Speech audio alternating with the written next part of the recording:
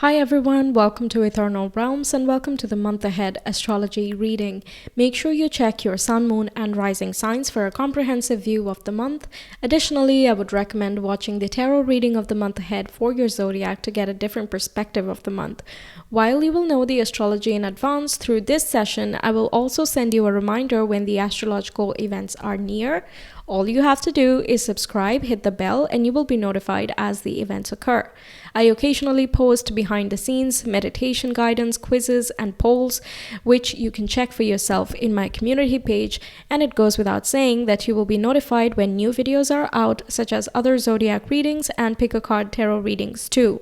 If you prefer to cut down the guesswork about your month ahead, you can always connect with me via Etsy to get a personalized week by week, month ahead tarot reading paired with the general astrology. So enough about me, let's talk about you. So Aquarius, on the 1st of July, we have a conjunction between the Sun and Mercury in the sign of Cancer, which is your 6th house of day-to-day routine, your lifestyles, your habits, and also your health and diet regimen.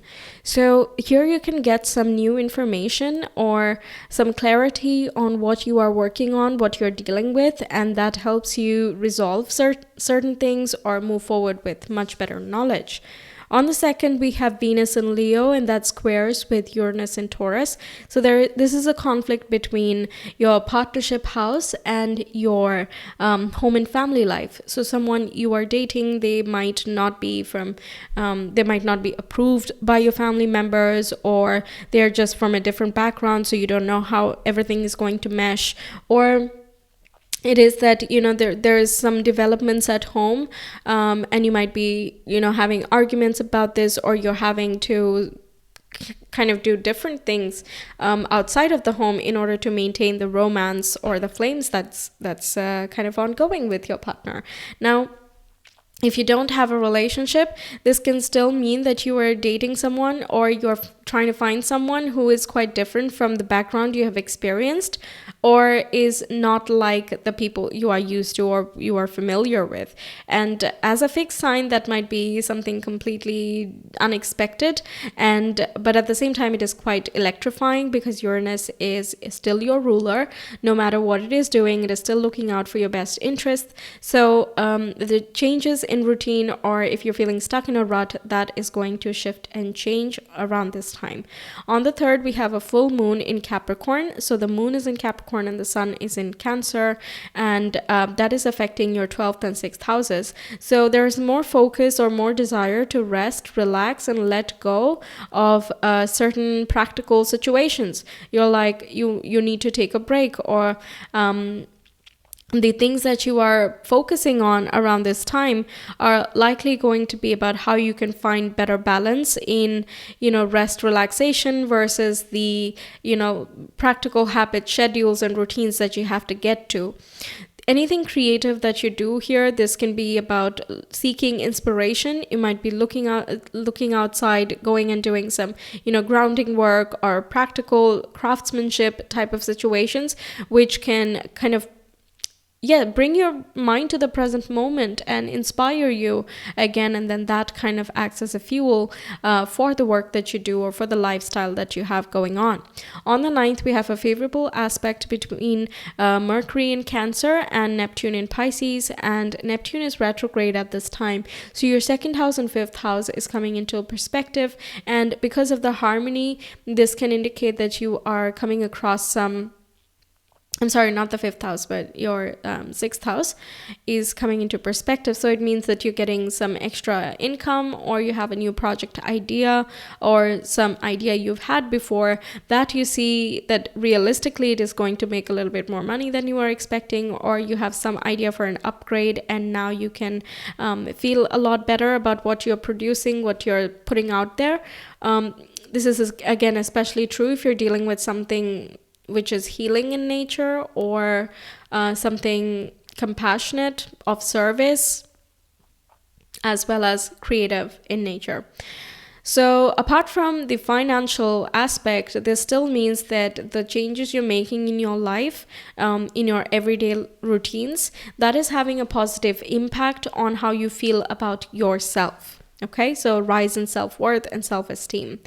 On the 10th, we have a couple of things happening. The first is an opposition between Mercury in Cancer with Pluto in Capricorn. And Pluto is retrograde at this time. So it indicates that there are some karmic cleansing that are getting done. And because Pluto is a far off planet, it is very hard to tell what it is doing on a regular basis. So I really like that Mercury is here, which is making everything a little bit more conscious because it's the planet of the mind. So you're likely to get some information or knowledge that from your immediate environment, from your employees, or through like books or something, or other people that are more experienced in topics related to health, diet, balance, and things like that.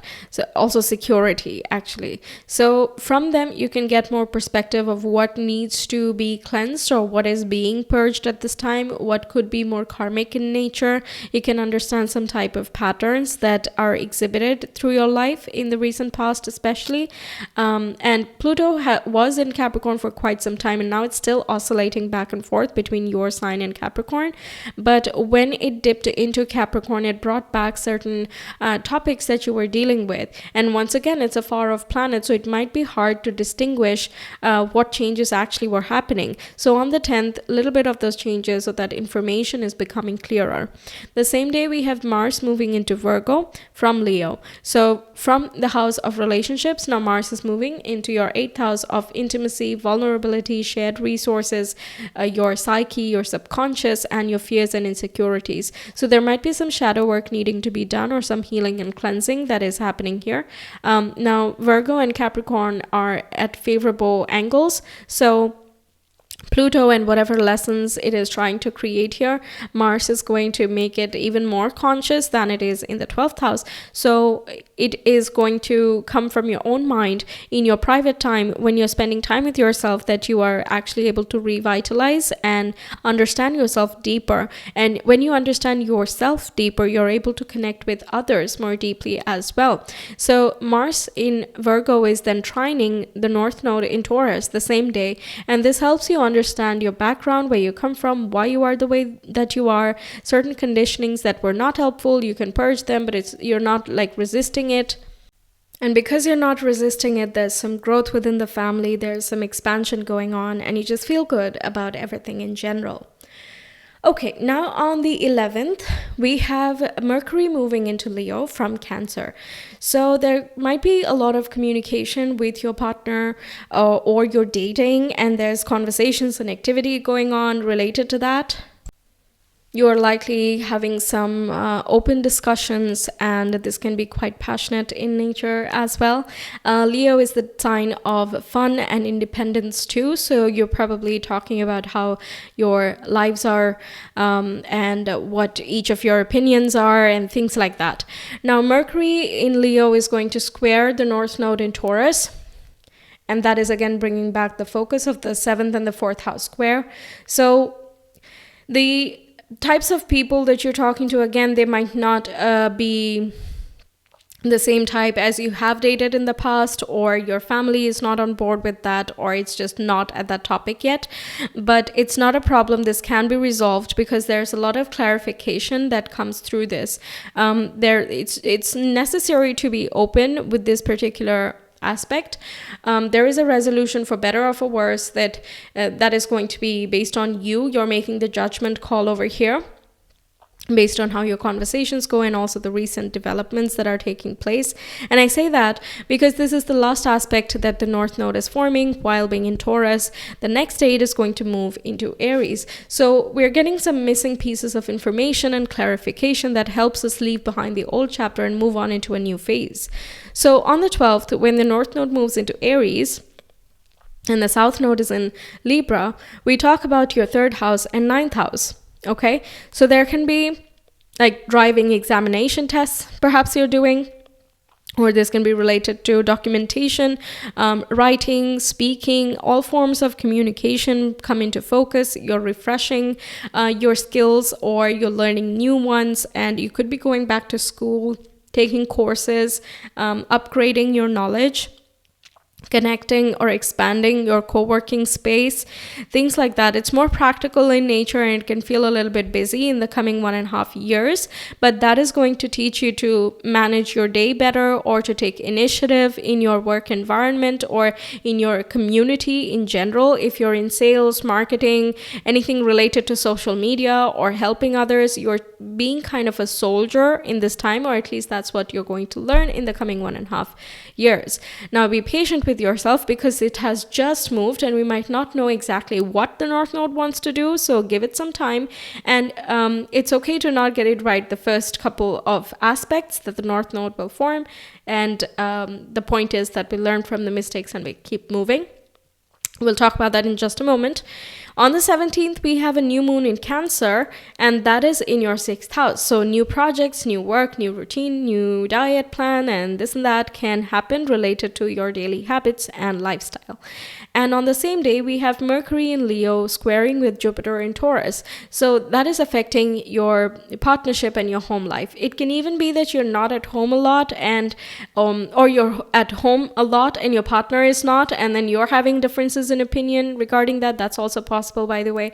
And if you're not in a relationship and not looking for anybody, then this square is basically addressing your attitude towards relationship. What are you looking for, and what are you wanting? Would you prefer not having one, or what the case is?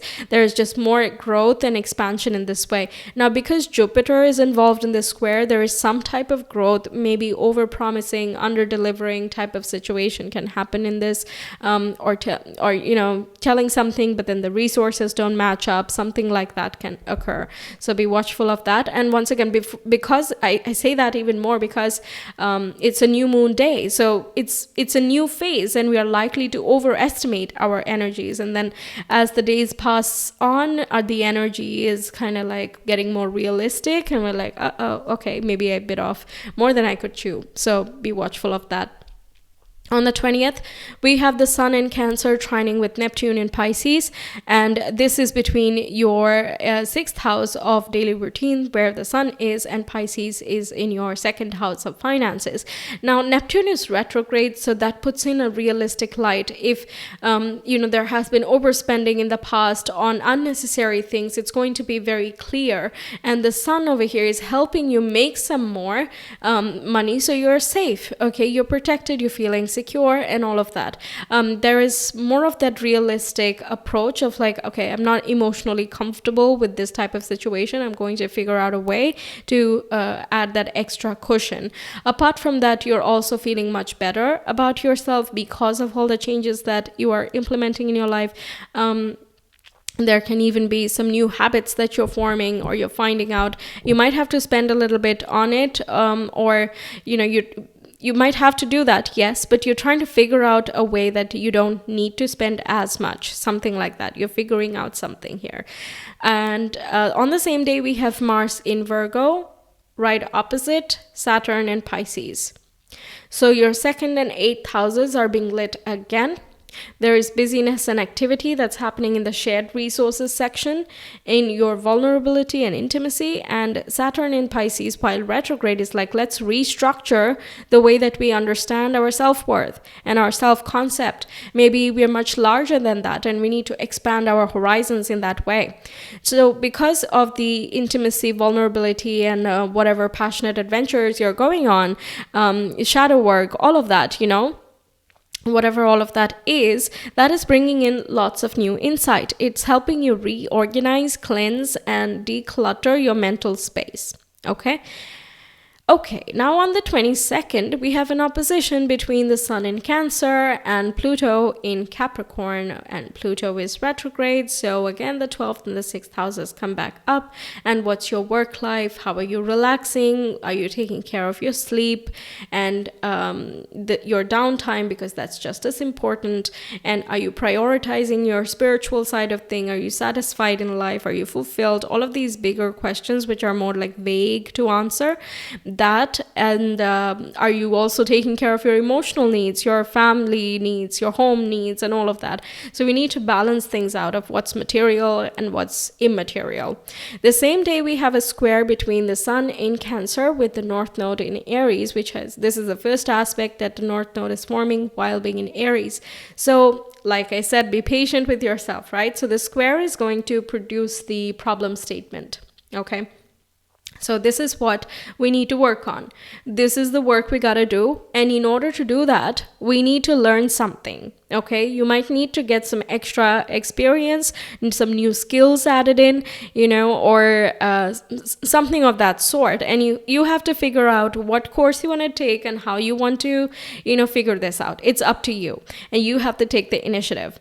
So at first, when something is new, we don't know which way to go. It's sort of like flailing around. We don't know how to swim, but we're just flailing around and hoping something sticks and hoping something works. Okay, so just be patient with yourself at this time. But keep taking action in both areas. Try to learn, and also try to ask people around you who are more experienced, who you are comfortable with opening up with. They can absolutely help you out. There can even be someone in your family environment who is experienced in certain things, and you can just gather some tips. Okay, look around you. The Aries in the third house is basically like you don't have to look very far. Okay, it's in your surroundings. All you got to do is ask. Okay.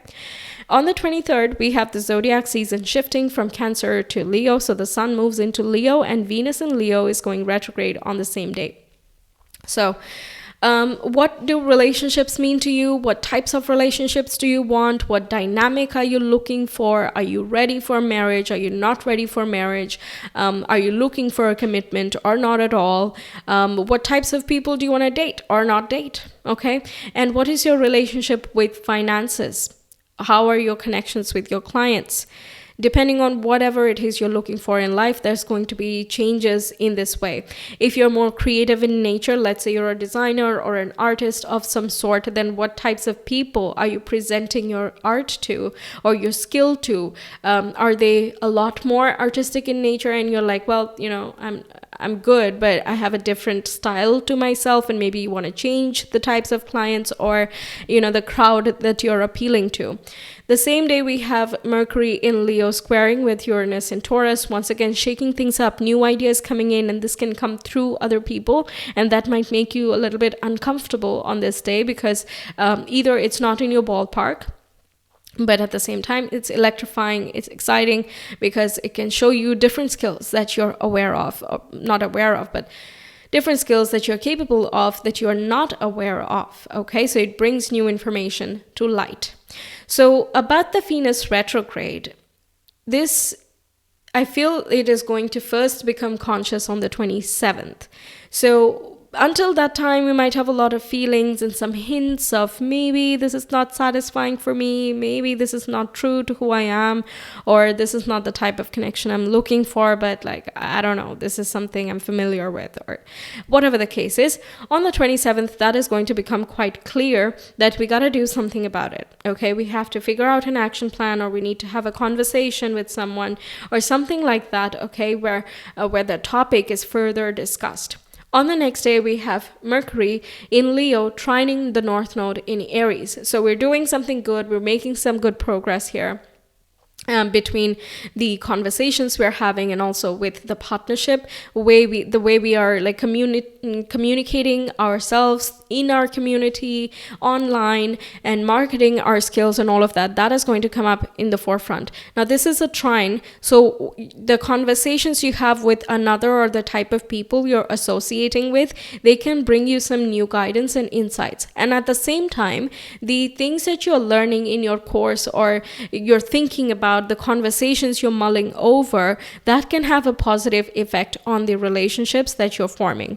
The same day, we have Mercury moving away from Leo into Virgo. So Now the focus shifts into shadow work again. We already have Mars over there, and Mercury just makes it more thoughtful. Okay, let's investigate this situation. Let's analyze why we are like this, or let's analyze why we have certain patterns repeating in our lives. Why are we not able to be vulnerable, or whatever the case is, right? What are the fears and insecurities, and why is it the case, and what can be done about it? That's the process.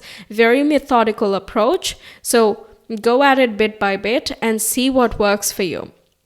For some people, for example, astrology does wonders and they're like able to figure themselves out. Meanwhile, for some people, that's just not their wheelhouse and they try out therapy or, Reiki healing. Different things work for different people. And because Virgo is a mutable sign, you're likely going to have to see different ways of thinking to see what works for you, or to even discover what exactly is the bothersome situation for you. You might have to investigate. Okay. So that's what I have for you. Thank you for being here. I really hope you enjoyed and that the messages help you out throughout the month. Stay tuned for the tarot reading for your zodiac sign as well. I will be uploading them soon. Make sure you subscribe and hit the bell so you're notified whenever that's up. And if you enjoyed the reading, please do like and comment your thoughts if you have any. It will be really lovely to hear back from you, and it really helps the channel grow as well. I will see you some other time. Until then, take care. Bye.